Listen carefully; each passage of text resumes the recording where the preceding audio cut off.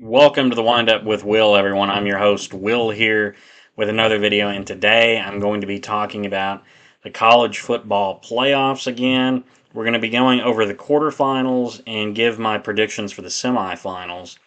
It's been about a week, or I guess a little over a week since, well, no, actually it would be a week because my last video was New Year's Eve, and the first quarterfinal game that was going on that night, which was happening that night, was Miami, number 10 Miami at number 2 Ohio State in the Cotton Bowl Classic. Ohio State ended up losing that game. Miami, I should have worded that differently. Miami won that game 24-14. Now, this game, I didn't get to watch all of the game, but I at least watched majority of the game, and Ohio State did not look good. Their offense couldn't move the ball. They struggled at times. Miami's defense looked really good. Miami did what they needed to do to win the game, like they did in the A&M game. They executed right. The defense played well. They got an interception late in the game. They did what they needed to do to win the game, and they are a lot better team than people, even like myself included. I will include myself in this. They're a lot better than I thought they were. I thought they would be a team that made the playoffs. They're a good team. Them and A&M would probably be a good game, but A&M will come out on top because they're the home team. I never thought that they would be playing in the semifinals. And as a Notre Dame fan, this is what hurts me because I think Notre Dame is as good as Miami, if not better than Miami. So I think Notre Dame could have had a real shot at going on a deep run this year. But we'll never know that. But terrific run from Miami to make it all the way to the semifinals so far, winning the Cotton Bowl Classic. Then on New Year's Day, the following day, we had three quarterfinal games. We'll go in order of them being played. We had number 4 Texas Tech playing number 5 Oregon, and Oregon won that game 23-0. That game, the closest it was 3-0. That Oregon was the much better team. Tech, kind of like the Ohio State game, but worse. Texas Tech could never move the ball. They struggled to move the ball. Let me see if I can get the stats for that game. Because the Ohio State Miami game was at least close. At least Ohio State scored. They were competitive, and it was like, well, there's a chance they can come back in this. But in the Texas Tech Oregon game, the Texas Tech's quarterback only threw for 137 yards and threw 2 interceptions. I mean, like you're not gonna win a college football playoff game throwing 137 yards unless you run for a ton of yards, which is a team they only ran for 78 yards. And you could maybe win a game like that 7-0, 10-0, 10-7. You'd have to have a great defensive game. And I'll give Texas Tech credit. Like Oregon didn't necessarily run away with the game. They kept it close, and even pretty late in the game, there was a chance for Texas Tech to kind of get back in the game. But their offense just couldn't move. And part of it, I want to say, is that Oregon's defense is really good. It's something that's been talked about all year is Oregon has a really good defense. They're a talented team, and that's why a lot of people were picking them to be a national championship contending team, is they're just very talented. And Texas Tech made a great step forward this year by making the college football playoffs, getting the bye, getting to the quarterfinals. But at this point, after Texas Tech losing that game in order, teams with a bye were 0-6 in the 12-team playoff era. They were 0-6. And that was the Orange Bowl. So Oregon won the Orange Bowl and advanced to the semifinals. The next game on New Year's Day was out number 9 Alabama versus number 1 Indiana. Indiana slaughtered Alabama in this game. It was 38-3. This game, I watched all of this game.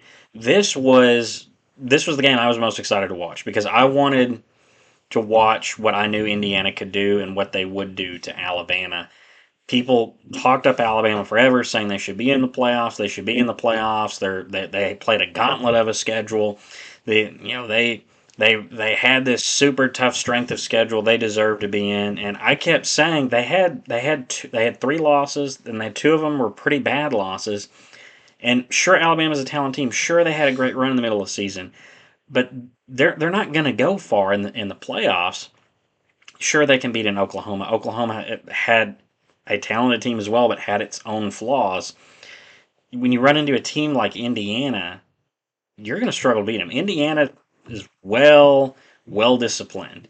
There was a play in the game where Alabama lined up for like a fourth down, and they were lined up as a punt, and then their quarterback Ty Simpson was on the field, runs under center like they're going to run a fake play, and they're just trying to draw Indiana off sides to gain a first down. And the entire time, the cadence, he's hike, and all of Indiana's players are just on the line, just sitting there.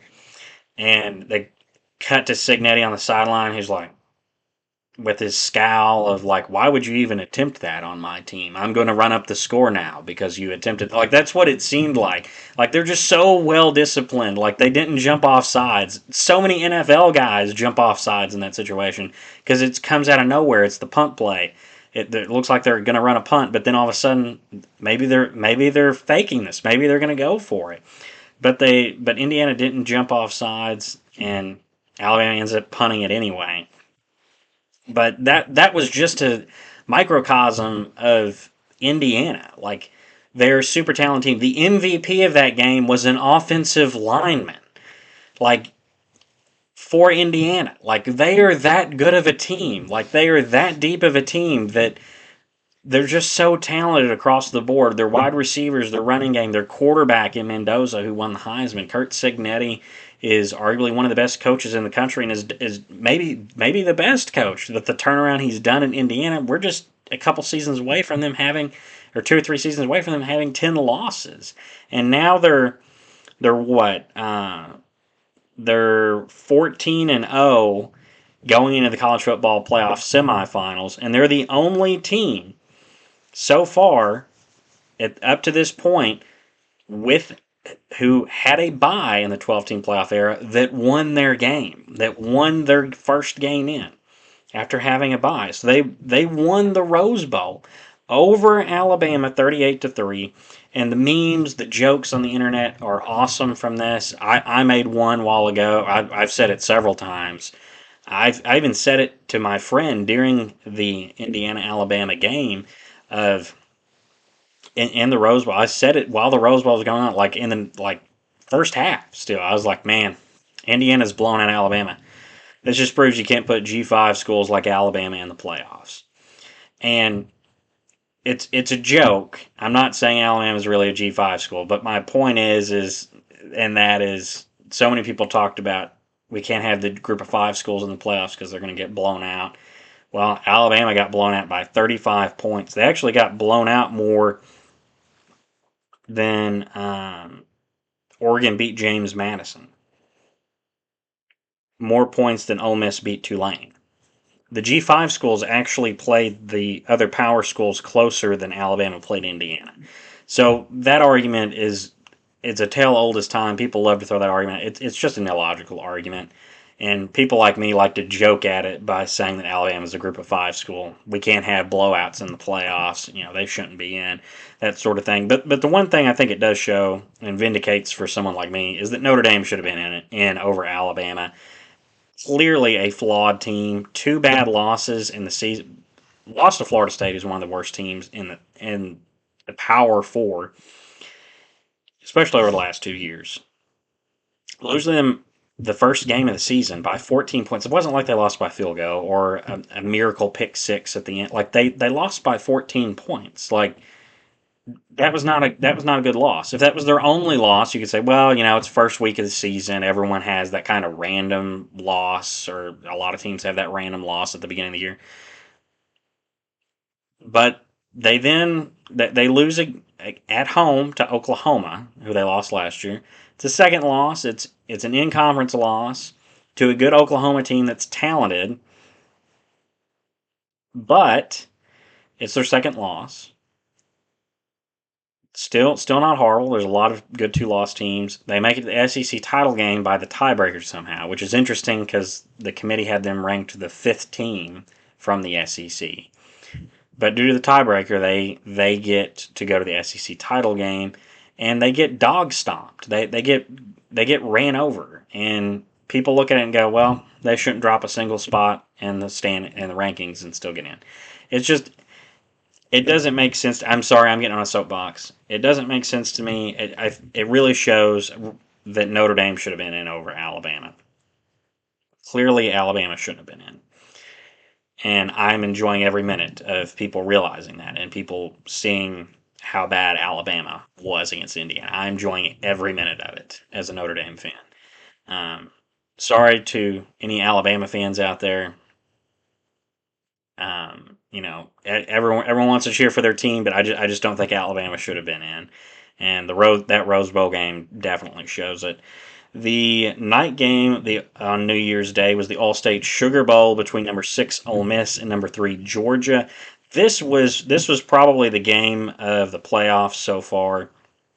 Um, Georgia beat Ole Miss during the regular season, but this was a back and forth game with a lot of exciting plays.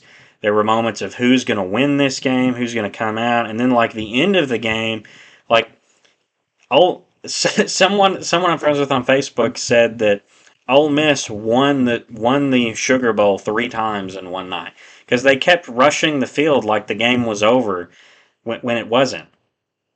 Like they got a safety um, late in the game. Let me actually pull up the play-by-play of this. So at the end of the game, Ole Miss kicks a field goal, goes up 37-34. This was a back and forth game, especially the fourth quarter. In the fourth quarter, how many points were scored in the fourth quarter? In the fourth quarter, Ole Miss scored 20 points to win the game. Georgia scored 10. Um, where is it? And so in the fourth quarter, Ole Miss is down 19-24. I guess first I'm just going to recap the scoring in this game because that will give you a bigger picture of it if you didn't watch the game. I highly recommend you go watch the highlights of this game. It was terrific.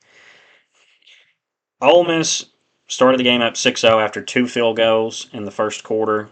Georgia responds with a touchdown in the second quarter, goes up and they make the extra point. They go up 7-6. Ole Miss scores a touchdown, goes up 12-7. They fail the 2-point conversion.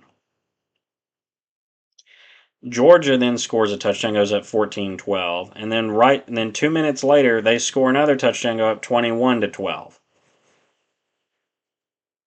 right before half. And I think believe if I can get the play-by-play, I think Ole Miss really botched a chance at the end of the half there. Yeah, at the end of the half. Also, there's 2 minutes. Georgia scored with 2 minutes left in the half. Ole Miss gets the ball back with. Actually, there were several. There was a couple possessions in there, but Ole Miss ends up with the ball with 46 seconds left in the half, and they just essentially run the clock out. They don't play it well. A guy catches the pass, runs him back. He could have ran out of bounds. It'd been a long field goal, but they would have had a better chance at that than him trying to run further down the field and then them trying to get another play off. That was just not a good decision there. He should have ran out of bounds. And at that point, like I was kind of like, man, this is not looking well. They're not managing the clock well. Georgia is up 9 points. It looks like Georgia might pull away with this game, and boy was I wrong.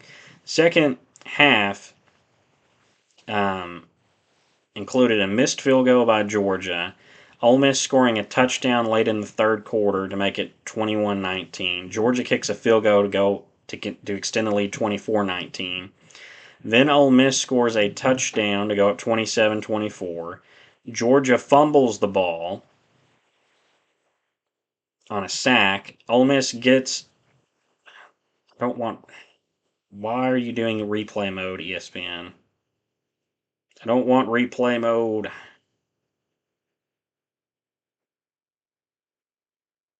Sorry about that. I lost my place. So Georgia fumbles the ball. Ole Miss gets it back, scores a touchdown, goes up 34-24. Georgia responds to the touchdown, make it 34-31.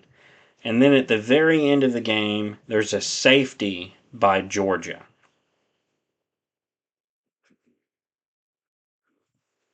like they give up. I should say they gave up a safety. Ole Miss gets a safety, goes up, gets 2 more points, 39-34. But there's 1 second left on the clock.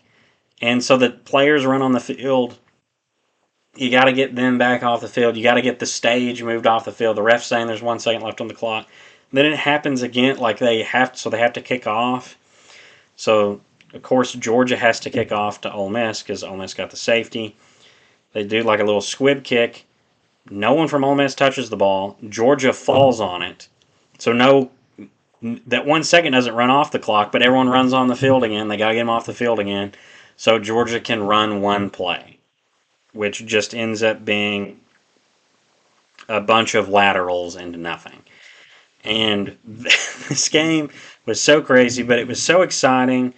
And it's just a testament to Ole Miss continuing to win even without Lane Kiffin. And it's kind of a door hitting Kiffin on his way out that they just keep winning without him. That Pete Golding has done a terrific job with Ole Miss and has got them a very talented team into the semifinals with a win over Georgia, who beat them in the regular season to win the Sugar Bowl. So that gives us the semifinals. I went a long time explaining or recapping the quarterfinals, which is interesting. I got all of them but Indiana, Alabama wrong. I picked the higher seed to win in all of them. I should have learned from last year that the bye does not bode well. I'll remember that going forward next year, but probably next year they'll go the opposite of how I picked them. Still, we have an awesome semifinal matchup, though. You have Indiana, number one Indiana versus number 5 Oregon in the Chick-fil-A Peach Bowl on January 9th. So that is Friday night at 6:30 on ESPN. The other semifinal is the Verbo Fiesta Bowl between number 6 Ole Miss and number 10 Miami. And the interesting thing about this, and it's why college football is great, and it's why the expanded playoffs are so much better than the 14 playoff era. And in the semifinals, Oregon and Indiana have never won a national championship in college football. They're facing off in the semifinal. One of them is going to the national championship game. Ole Miss has never won a championship and is versing number 10 Miami, who has not won a championship since 2001. So we have what's going to be a historic semifinals and a historic national championship game where we're either going to get a team who's never won it before winning it, or we're going to get a team who hasn't won it in 24 years that goes on kind of the closest thing we can have to a Cinderella run in this, a 10 seed Miami. Ole Miss is doing it with their head coach being gone. Kurt Cignetti is doing it on a 2-year turnaround for Indiana, and Oregon is doing it on a lot of talent with a good coach in Dan Lanning, but have still never won it, even though their program has been good for a while. It's going to be really interesting the next couple weeks, but I'm super excited for it. So I'm going to get into my predictions for this since this video has kind of gone on long enough.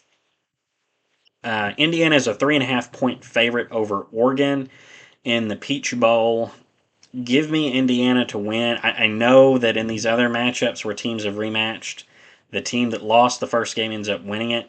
So I wouldn't be surprised if Oregon does win this game, but give me Indiana to win this game over Oregon. I think they do win it by a field goal. The first time at in Eugene, they won by 10, but I think Indiana will win by 3 in this. I think this will be a great semifinal game, and it could come down to the wire, and I wouldn't be surprised if Oregon wins. But I think Indiana is the better, the more efficient team, the better team to execute plays. Oregon looked at times like they struggled to get in the end zone against Texas Tech. Even though they controlled the game, they dominated the game defensively. Indiana's offense is just that good. Kurt Cignetti's team is that well coached. They're going to be prepared, but Oregon has a great coach as well. They have great talent. And Dante Moore is a really good quarterback as well. I think this is going to be a great matchup between these two teams. I'm excited for it. This is the game I'm most excited to watch again. I can't help it. I've kind of fallen in love with Indiana and Kurt Cignetti. It's just been an awesome story to me. But I would also love to see Oregon maybe win it if it's not Indiana, since Oregon's never won it either, and they've been good for a very long time. So it'd be cool to see them win as well. But I think Indiana wins by a field goal in that game. The Fiesta Bowl is tomorrow night at 6:30 on ESPN. Miami is a 3.5 point favorite, even though they're the lower seed. But they are a very talented team. I've gone kind of back and forth on this. I personally kind of want to pick Ole Miss. I think it's a great story that their head, some great story, but also kind of unfortunate and sad. Their head coach left them for LSU, their rival, after the regular season, but before the playoffs. It's just kind of a weird situation, and just kind of shows you that there needs to be some things change in college football, especially the schedule. But that's the way it is right now, and so he leaves and all of that. They've gone on this incredible run where they're in the college football playoff semifinals with a chance to go to the national championship tomorrow night against number 10 Miami. Miami is a super talented team. They've got a great defense. Carson Beck is a very experienced quarterback at this level. They've got weapons. Part of me really wants to pick Ole Miss because I don't want Miami to win as a Notre Dame fan. So there's some bias there. But and Ole Miss has never won it either. But I think Miami will win this game. I think this will be a great semifinal game as well. Give me Miami to win this game by 7. I think it comes down to the wire as well, but Miami wins it by 7. I think they're the better team, the more talented team. They got maybe a little more of a chip on their maybe not more of a chip on their shoulder, because both of these teams are wanting to prove something. Ole Miss is wanting to prove that they can still win without Lane Kiffin, and Miami's wanting to prove that they deserve to be in the field, which I think they've done so far, making it to the semifinals. But I think Miami wins this game and goes on to the national championship game, which gives us Indiana and Miami in the national championship. I think this will be super exciting game. Give me Indiana to win that by 7 points. I think that would be a close game. It would be an awesome national championship if that's the matchup. Any of these matchups would be great, but I'm thinking it's going to be Indiana and Miami in the national championship. That's all I got for this video. Let me know your thoughts down below on the college football playoffs so far, the quarterfinals, your thoughts on Alabama getting blown out like that, and who you think is going to win the semifinals and win the national championship. That's all I've got for this video, guys, and I'll see you in the next one. Bye-bye.